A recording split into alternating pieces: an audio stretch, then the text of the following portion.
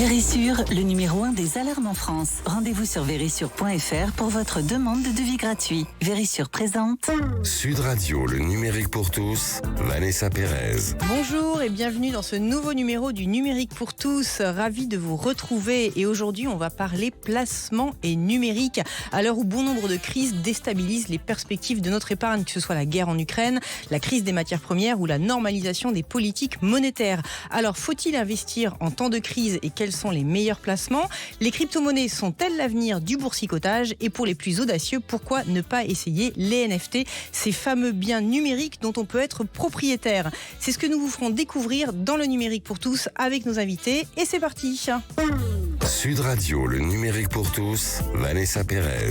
Et oui, aujourd'hui dans le numérique pour tous, on va vous faire découvrir les nouvelles manières de placer son argent, que l'on soit néophyte en boursicotage ou que l'on connaisse les principes de base. Et pour en parler, j'ai le plaisir d'accueillir Thomas Perret, le président fondateur de Mon Petit Placement. Bonjour Thomas. Bonjour Vanessa. Bon alors Thomas, le mot crise fait partie de toute la une des magazines, que ce soit la crise du pouvoir d'achat, la crise géopolitique, la crise sanitaire, il y a encore quelques mois.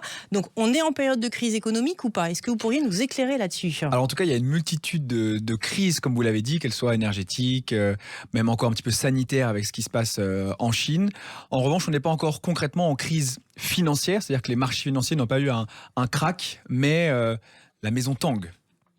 Bon, il y a quand même certaines valeurs comme Netflix, Amazon, Facebook, mais aussi le Bitcoin et d'autres valeurs du CAC 40 qui ont connu quelques petites pannes récemment. Qu'est-ce qui se passe concrètement? Donc les entreprises de la tech, notamment aux États-Unis, elles ont baissé d'environ 50% depuis à peu près un an. Ça s'est expliqué majoritairement par le fait qu'elles avaient été un petit peu survalorisées post-Covid. Elles avaient eu une croissance incroyable, et donc là, dès qu'il y a un petit caillou dans la chaussure, une petite perte d'abonnés comme on a eu sur Netflix, ou une petite perte de chiffre d'affaires comme on peut voir en ce moment sur Meta ou sur Facebook, et les marchés financiers sanctionnent fortement ces valeurs, mais ça ne veut pas pour autant dire que c'est la fin des grands acteurs de la tech comme Google, Amazon. Donc il faut être un peu sur un temps long. Exactement, il faut être sur un temps long, et je pense que l'émission le précise bien avec son titre. Je pense que les acteurs du numérique sont quand même les acteurs de demain. Donc pour moi, ça reste des valeurs pertinentes, mais sur le long terme. Ok. Alors, dès qu'on parle de placement, on a la bourse, on a les livrets, on a l'immobilier. Est-ce que vous pourriez nous dire un peu quel produit s'adresse à qui dans cette nébuleuse de produits financiers? Dans cette jungle de produits. Donc en fait, pour parler un petit peu vocabulaire, il y a deux mots importants à avoir. Le premier, c'est l'épargne. L'épargne, c'est tous les produits qu'on appelle à capital garanti, c'est-à-dire il n'y a pas de risque. Donc dans les produits d'épargne, il y a le livret A, le plus connu, le livret de développement durable et le fonds euro, qui est une partie de l'assurance vie. Donc ça, c'est la partie épargne. Et ensuite, il y a les produits de placement ou d'investissement. Ce qu'on sous-entend derrière, c'est qu'il y a du risque. C'est que ça va faire un petit peu les montagnes russes. Donc il y a la bourse, il y a l'immobilier, le crowdfunding ou encore les crypto-monnaies. Donc ça, c'est pour bien poser le paysage. Et ensuite, dans les conseils, ce qu'il faut, c'est avoir des produits d'épargne. C'est souvent ce qu'on appelle l'épargne de précaution. On dit régulièrement de l'ordre de 3 mois de salaire en épargne de précaution. Mais c'est pas forcément très utile d'avoir tout ce qu'on a de côté en épargne. C'est bien d'avoir un petit peu d'épargne, disons, pour ceux qui ont la capacité, 3, 4, 5, 6 000 euros. Et le reste, c'est bien de l'investir, de le placer. Et donc pour ça, la première étape, pour moi, c'est l'immobilier. C'est un petit peu...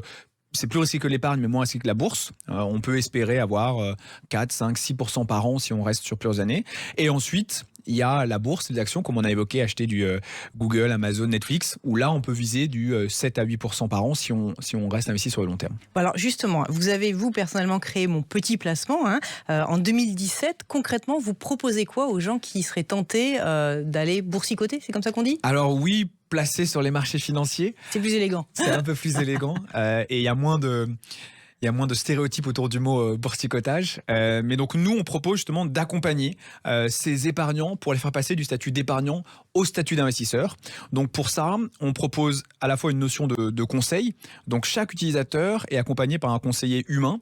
Il échangera par téléphone ou par visio. Donc tout se passe par une application. Donc du conseil. Une sélection de produits. Donc nous, chez Mon Petit Placement, on propose 4 portefeuilles principaux qu'on appelle volontaires, énergiques, ambitieux, intrépides. Grosso modo, petit, moyen, fort en matière de risque. Mais donc, on offre ce package pour dire que tu t'y connaisses ou que tu ne connaisses pas, que tu aies le temps ou pas le temps. On va te prémâcher une offre simple pour que tu puisses faire travailler ton épargne. Donc, accompagnement, sélection d'une offre et simplicité via l'application, une offre restreinte, mais aussi via la vulgarisation, où on essaye de ne pas utiliser des jargons financiers, mais de parler à monsieur et madame tout le monde. Mais alors que l'on soit intrépide ou alors que l'on veuille une approche plus sécuritaire, on est sûr de gagner avec ce que vous proposez? Alors, ou on n'est pas sûr de gagner. Ouais. Comme je vous l'ai dit, chez Multiplacement, on propose des produits d'investissement et pas des produits d'épargne, donc il n'y a pas de garantie en capital. En revanche, on a des espérances de gains à différents horizons de temps. Et un élément qui doit rassurer l'utilisateur, c'est que notre rémunération, elle est basée sur les gains. C'est-à-dire qu'on prend un pourcentage des gains du client. Donc c'est tu gagnes, on gagne. Donc ça veut dire qu'on a bien confiance dans les rendements qu'on propose sur Multiplacement. Mais quelque part, encourager à placer son argent, donc démocratiser quelque part l'accès du fruit du capital en temps de crise, c'est pas un petit peu vicieux et faire courir des risques à des gens qui ont déjà des difficultés à finir les fins de mois? Alors c'est une super question qu'on a souvent. Je vais dire non, bien évidemment, sinon j'aurais pas fondé mon petit placement. Mais c'est d'autant plus vrai en ce moment, en période d'inflation. Parce qu'en fait, aujourd'hui, l'inflation environ à 6%, le taux du livret A, si je prends une référence, c'est environ à 2%. Donc en fait, si les gens n'investissent pas, comme avec des solutions via Multiplacement, mais d'autres, eh ben, ils perdent 4% de pouvoir d'achat par an, la différence entre l'inflation et le taux du livret A. Donc effectivement, c'est une question importante parce qu'on se dit, tout va mal, on l'a dit dans l'introduction, il y a pas mal de crises. Néanmoins, si je ne fais rien, c'est encore pire et c'est accentuer les difficultés futures que je pourrais avoir. D'accord, donc si l'argent dort, effectivement, vous allez perdre de l'argent. Si vous essayez de compenser quelque peu l'inflation, là, ce que je veux dire, c'est prendre le risque de gagner. Tout à fait. Sinon, Mais alors là, j'ai envie de vous demander comment vous les accompagnez et comment vous conseillez vos clients. Ça, c'est très important. Donc, je vais sur l'application, je vous téléphone, dites-moi très concrètement, on a une application mobile ou un site internet. Ouais. On peut choisir les deux. Il y a une phase d'abord de questionnaire, c'est-à-dire on va vous questionner sur votre expérience, vos projets d'investissement, votre situation personnelle, vos convictions. Est-ce que vous voulez investir plutôt dans le climat ou pas? Une fois cette phase de questionnaire réalisée, il y a l'interaction avec le conseiller. Donc on propose soit une visio, soit un téléphone. Et là, ça va être un échange de 15 minutes avec un conseiller qui va faire un conseil personnalisé en fonction de la trentaine des questions auxquelles vous avez répondu. Et ensuite, il y a la fin, c'est-à-dire la signature du contrat et le prélèvement du montant que vous voulez placer. Donc c'est dès 300 €, c'est-à-dire que c'est vraiment ouvert à tous. Et après, tous les 6 mois, il y a un point, une fois que je suis devenu utilisateur, que j'ai investi mes premiers euros via mon petit placement, tous les 6 mois, j'ai un point avec mon conseiller pour voir soit si les marchés financiers ont évolué, soit si ma situation personnelle a évolué, pour faire le point. Et là, on peut avoir la certitude qu'on a placé son argent de manière éthique. Ça, c'est important. Alors, on vient de lancer une offre qu'on a appelée le portefeuille environnement, le 13 septembre, donc très récemment, qui est 100% labellisé Greenfin. Le label Greenfin, c'est un label d'État qui est très restrictif, qui a notamment une politique d'exclusion. Donc il n'y a pas d'investissement qui va vers le nucléaire ou pas d'investissement vers les énergies fossiles, et qui prône la transparence, c'est-à-dire qu'on sait dans quelle entreprise on investit, est-ce que ce soit du panneau solaire, de la mobilité douce, justement pour répondre à ces enjeux de lier la performance, mais les convictions et les investissements éthiques. Ok. Bon, quand on est dans le domaine financier, on aime bien savoir qu'une société est adossée à un groupe qui rassure. C'est votre situation? Alors nous, on est une start-up qui a, comme on l'a dit, bientôt 6 ans, qui est indépendante d'un point de vue capitalistique. Néanmoins, on s'appuie sur 2 partenaires financiers, que sont le groupe Apicil et le groupe Generali.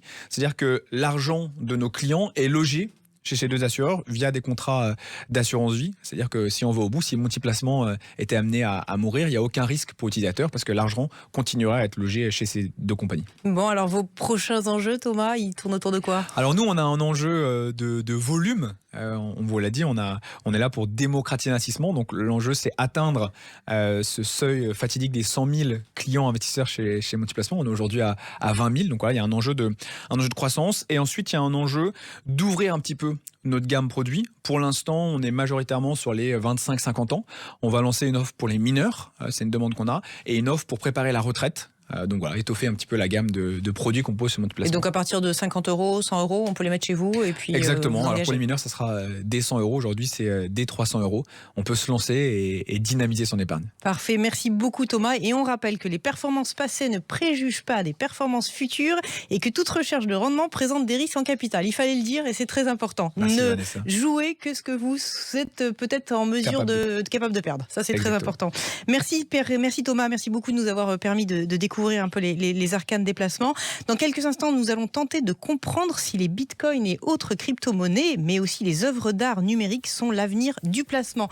Restez avec nous sur Sud Radio pour une émission spéciale placement et on se retrouve dans quelques minutes. Vérissure, le numéro 1 des alarmes en France. Rendez-vous sur vérissure.fr pour votre demande de devis gratuit. Vérissure présente. Sud Radio, le numérique pour tous, Vanessa Pérez.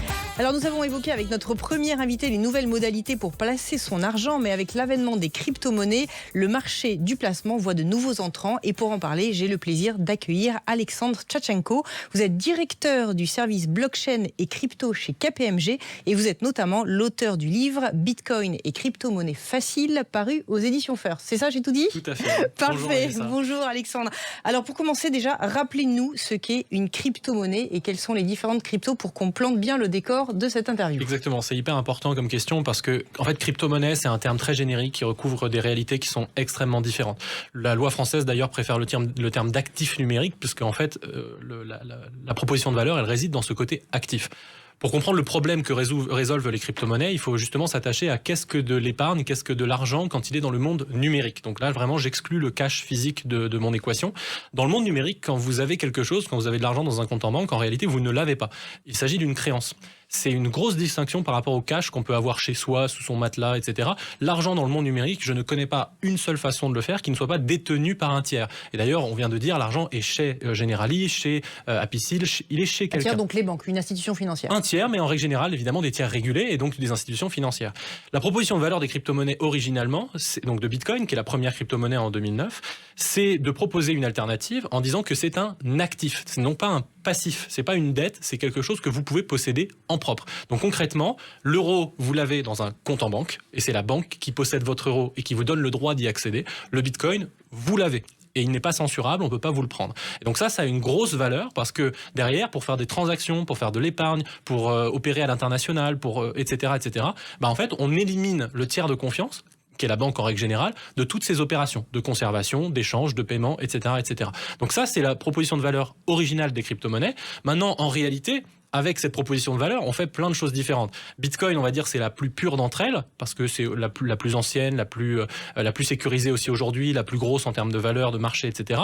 Et surtout, c'est n'est relié à rien, donc ce n'est pas censurable par qui que ce soit. Mais dans les crypto-monnaies, on a aussi, par exemple, des actifs tout à fait classiques, des actions, des obligations, etc., des titres financiers, mais qui sont représentés sur un autre support, mais ça ne change pas la nature de l'actif représenté. Et puis, il y a aussi les NFT, donc qui sont plus des œuvres d'art, des items dans des jeux vidéo, de l'immobilier. Les NFT sont un bien tangible, donc en fait, on peut être propriétaire d'un bien pas forcément tangible, ouais. S'il s'agit d'une œuvre d'art numérique, elle n'est pas tangible, mais par contre, effectivement, elle a un lien avec un actif réel dans la mesure où même une image, on peut la voir, alors qu'un bitcoin, c'est virtuel, c'est un actif qui n'a pas de lien avec le monde réel, qui n'est pas lié à un métal précieux, à un immeuble, à une société, c'est lié à rien. Donc en fait, c'est beaucoup plus pratique pour faire des échanges. D'accord, donc ces monnaies, elles sont la propriété d'un individu ou alors plusieurs individus deviennent des tiers de confiance autour de ces fameux bitcoins ou crypto-monnaies? Dans la réalité de comment ça se passe après quand on est propriétaire de bitcoin, on peut soit décider de retourner dans le monde traditionnel et donc de faire conserver ces bitcoins par quelqu'un d'autre, et donc là on retourne sur un tiers de confiance parfaitement classique, soit on peut décider de les conserver soi-même,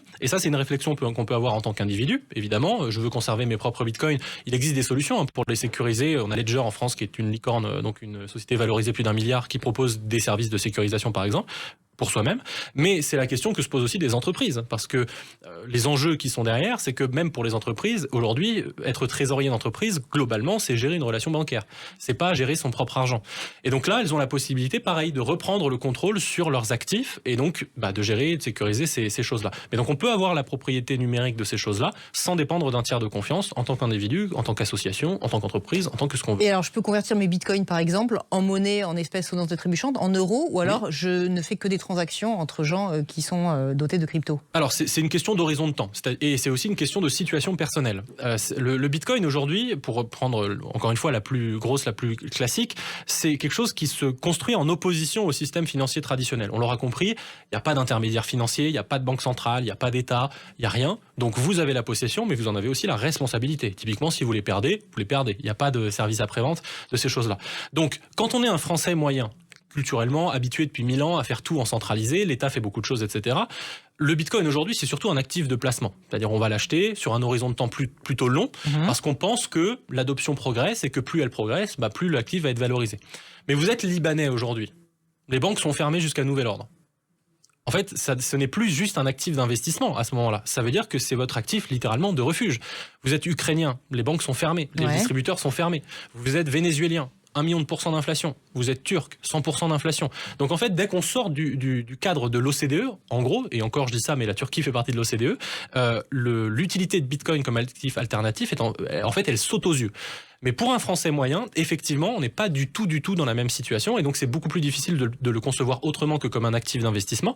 Mais dans la réalité, certains pays en ont fait leur monnaie légale. Je pense au Salvador, oui, exactement, en Amérique latine, parce que leur réalité est complètement différente. Au Salvador, par exemple, il n'y a plus de monnaie nationale. Depuis 20 ans, leur monnaie nationale, c'est le dollar américain. Donc ils ont déjà un sujet de souveraineté. Ils ne contrôlent pas leur monnaie. Ils préfèrent que ce soit Bitcoin, c'est-à-dire contrôlé par personne, plutôt que d'être soumis aux politiques monétaires américaines. Première chose.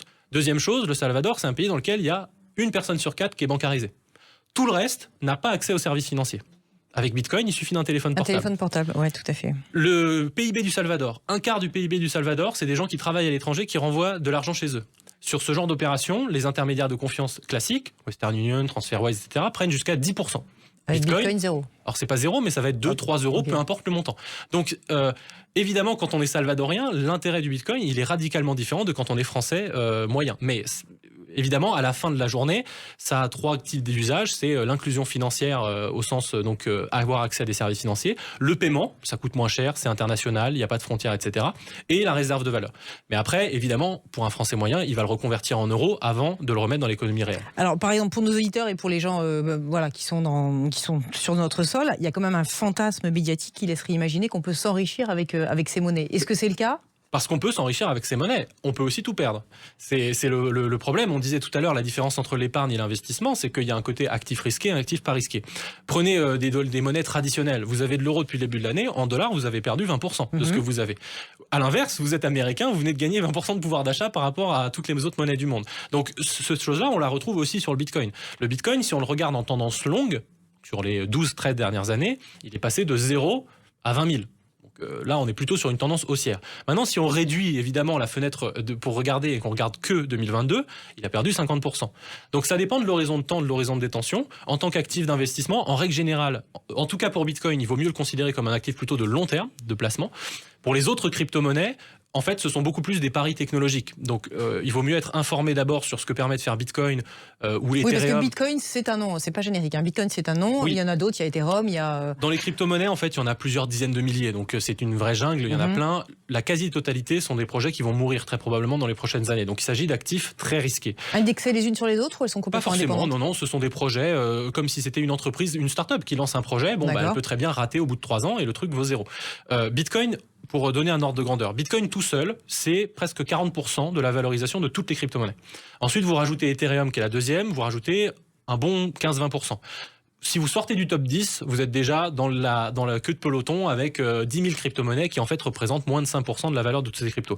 Donc en tant que néophyte, c'est aussi l'objet de l'écriture de ce livre, c'est de d'abord comprendre les fondamentaux de Bitcoin parce que toutes les autres crypto-monnaies s'en sont servies comme modèle. Donc si on comprend pas Bitcoin, on comprend pas non plus le reste. Et ensuite, une fois qu'on est à l'aise avec ça, alors s'autoriser effectivement à regarder les autres projets pour voir ceux qu'on apprécie ou pas. Mais se lancer tout de suite à l'aventure en disant moi je vais être plus intelligent que le marché et je vais acheter la crypto-monnaie numéro 365 ou peu importe parce que je l'ai vu et pas les autres, en règle générale ça se termine mal. Donc là, conseil de prudence, on lit votre livre d'abord, on commence évidemment, par ça c'est un conseil et ensuite, prudence. Une fois qu'on a un peu compris le marché, on se dit voilà, j'ai 50 € à perdre, je vois comment ça marche, mais je joue pas. En règle générale, c'est l'attitude la plus logique. Il y a d'ailleurs parmi les entreprises qui permettent d'acheter ces crypto-monnaies, il y en a qui permettent de le faire avec de la gestion active. Alors en France, on a l'autorité des marchés financiers, c'est un secteur qui est régulé les cryptos. Donc pour pouvoir vendre des cryptos, il faut avoir un agrément, un enregistrement auprès de l'autorité des marchés financiers. Donc l'autorité des marchés financiers a une liste sur son site des gens qui ont le droit d'opérer en France. Et dans cette liste, en fait, il y a plein de gens différents. Un coin house, par exemple, c'est quelqu'un qui fait de la gestion active de portefeuille. Donc, vous cherchez du conseil en investissement, ils vont vous recommander tel ou tel crypto parce qu'ils ont leur conseil. D'autres sociétés, Bitstack, Stackinsad, voilà, il y en a plein, elles vous permettent une gestion passive. Typiquement, un Bitstack, c'est je connecte mon compte bancaire et tous les mois, eh bien, je vais mettre une somme définie à l'avance, 100 euros, 200 euros, 500 euros, qui constituera une épargne long terme. Donc, il y a plusieurs façons de faire dans ces fameux prestataires enregistrés auprès de l'AMF et qui permettent d'adapter en tout cas sa stratégie auprès des cryptos en fonction du prestataire qu'on va choisir. Alors, on en vient maintenant, vous en parliez en introduction, à ces fameux NFT, ce qu'on appelle les non-fungible tokens, c'est-à-dire un actif numérique dont on peut être propriétaire. Est-ce que ça, c'est un élément sur lequel vous conseilleriez d'aller aujourd'hui sur Internet, ou alors le marché est encore trop jeune, on va dire, pour prendre des positions ? Alors, ce qu'ont de différent les NFT par rapport aux cryptos comme le Bitcoin, comme l'Ether, c'est que, comme leur nom l'indique, elles sont non fongibles. Alors, qu'est-ce que ça veut dire non fongible ? Oui, dites-nous, parce que tous ces mots... Fongible, ça veut simplement dire que vous avez plusieurs actifs et ils sont indifférenciables. Donc, typiquement, vous avez 1 euro ou vous avez un autre euro, vous en fichez, ça vaut toujours 1 euro. Ou un baril de pétrole, le baril voisin, on s'en fiche, ça vaut toujours un baril de pétrole. À l'inverse, si vous avez un appartement 6 pièces à Paris, sur les Champs-Élysées, versus un studio en banlieue, c'est pas exactement la même chose. Pourtant, les deux sont en appartement.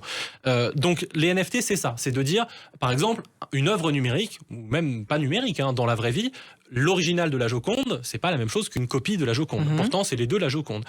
Donc là, avec les NFT, on répercute ce concept de original versus copie différenciable dans le monde numérique. Donc on se retrouve avec des œuvres effectivement numériques, des items dans des jeux vidéo, des choses comme ça, mais qu'on peut distinguer. Et donc là, en fait, le conseil n'est pas du tout le même parce que ça représente une réalité complètement autre. C'est-à-dire qu'un conseil financier qu'on pourrait donner sur des titres financiers, des actions, des obligations, de la monnaie, du dollar, enfin du forex, tout ça, c'est pas du tout la même expertise que de savoir si une œuvre numérique va se vendre ou pas, parce que ça relève de la subjectivité de l'art. On pourrait très bien arguer qu'un tableau blanc, pourquoi ça vaut 10 millions de dollars ? Parce qu'il y a des artistes qui pensent que ça vaut... Mais on peut pas transposer ce qui se passe dans la vraie vie sur le monde numérique, justement. Alors, justement, dans la catégorie des NFT, c'est pour ça que je suis encore plus prudent, c'est que non seulement il y a ce pari technologique sur la capacité à posséder soi-même, mais en plus, le sous-jacent des NFT, en règle générale, il est très subjectif. Donc pourquoi est-ce qu'une photo de singe ou de CryptoPunk vaudrait 5 millions de dollars ? Moi, je suis incapable de le justifier. Mais parce que c'est subjectif. Tout comme moi, je fais partie de ceux qui n'ont pas beaucoup de sensibilité à l'art visuel. J'adore la musique, mais moins l'art visuel. Entre la Joconde sur Google Images et la Joconde dans le musée, il n'y a pas de différence particulière. À l'inverse, la Joconde au musée du Louvre, si vous la volez, vous la volez, vous n'en avez plus. Une Joconde en NFT, si je vous comprends bien, vous en êtes toujours le propriétaire. Vous êtes propriétaire du titre de propriété. C'est ça. Mais ensuite, il faut être capable d'exercer ce droit de propriété. Donc c'est deux choses différentes. Mais on ne peut pas voler les choses, il ne peut pas y avoir de cyberattaque. Vous êtes toujours le propriétaire. Alors, typiquement, si mon NFT représente une image numérique, personne n'est empêché de faire clic droit, enregistrer l'image et de l'avoir sur son ordinateur. Mais ce sera une copie. Et moi, j'aurai la capacité, avec mon NFT, à prouver que c'est moi qui possède l'original, donc elle vaut plus cher. Maintenant, encore une fois, tout ça, j'allais dire, la partie valorisation financière de ces actifs-là n'a rien à voir avec le NFT, pas NFT. Ça a à voir avec la subjectivité de est-ce que cette image vaut quelque chose parce qu'il y a une sensibilité artistique particulière. Donc aujourd'hui, votre position sur ces aspects ? C'est que je peux pas avoir de position drastique sur les NFT parce qu'un NFT, ça peut être une image, ça peut être un immeuble, ça peut être un titre financier, ça peut être une carte de joueur de foot. L'entreprise Sorare en France, qui est donc aussi une licorne, elle fait des cartes Panini mais version numérique. Donc en fait, c'est impossible d'avoir une posture. Mais par contre, mon conseil de prudence, c'est de dire attention, les NFT, c'est une réalité extrêmement vaste. Et donc, avant de vous lancer là-dedans, comprenez d'abord, notamment Bitcoin, qui est la première et qui est celle qui a tout commencé, et ensuite, autorisez-vous de regarder à côté. Mais par contre, par exemple, des artistes qui se lancent dans le milieu des NFT, eux, ils sont très contents en général parce qu'ils désintermédient complètement leur profession. Plus besoin de musées, plus besoin de personnes à payer pour faire l'intermédiaire, plus besoin d'agents ou quoi, parce que eux, ils ont un contact direct potentiellement avec le financement. Donc eux sont très contents, mais ça reste embryonnaire aujourd'hui. Merci beaucoup Alexandre. 30 secondes pour conclure, Thomas. L'avenir de la monnaie traditionnelle, il est mis en danger avec ces monnaies numériques ? Non, moi, je suis tout à fait d'accord avec tout ce qu'a dit Alexandre. Si je reprends mon schéma tout à l'heure, il y a l'épargne, l'investissement et l'investissement très dynamique dans lequel on pourrait mettre les cryptos. Et donc tout ce qu'on a dit tout à l'heure s'applique. Il faut dynamiser, mais avec prudence et en connaissance de cause. Merci beaucoup Thomas et Alexandre. Et encore une fois, ne jouez que ce que vous êtes en mesure de perdre. Le numérique pour tous, c'est fini pour aujourd'hui. Et j'en profite pour vous remercier au nom de toute l'équipe, car nous avons franchi la barre des 700 000 abonnés sur YouTube. Vous êtes effectivement chaque jour plus nombreux à adhérer à cette posture du parler vrai. Je vous souhaite une bonne fin de week-end et je vous dis à la semaine prochaine. Sud Radio, le numérique pour tous, Vanessa Pérez. Avec Vérissure, le numéro 1 des alarmes en France. Rendez-vous sur vérissure.fr pour votre demande de devis gratuit.